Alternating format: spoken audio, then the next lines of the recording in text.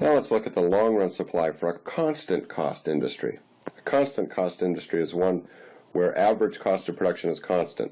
In this instance, what we'll see is a long-run supply curve, which is horizontal. In a constant cost industry, firms can enter and have the same costs as the firms that were in there because there's no increase in input prices.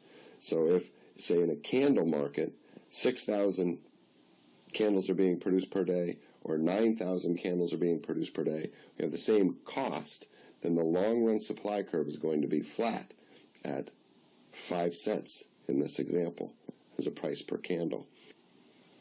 If demand increases, we can just produce more at the same cost. So the long-run supply curve is going to be horizontal. How does this work in an actual market? Well, let's look at the short run and the long run response in the ice industry, or the price of ice after Hurricane Andrew. And we have a long run supply curve which is horizontal at $1 per bag. But there's a short run supply curve which is upward sloping. In the long run, we're seeing a constant cost industry, and so we have a horizontal long-run supply curve. The short run, however, there's an upward sloping short-run supply curve. So what happens after Hurricane Andrew? And the demand curve gives us an initial equilibrium before the hurricane at point A, where 10,000 bags of ice per day at a price of $1 per bag.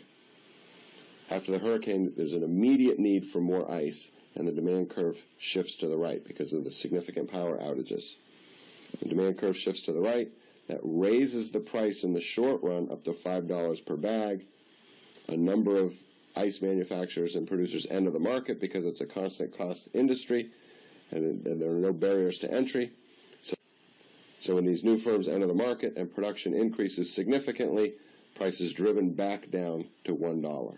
So while there's a short-run spike in the price of ice, since it's a constant cost industry and more producers can enter the market, we're going to end up seeing the price go back down to $1 and significantly more ice being produced because of the demand after the hurricane.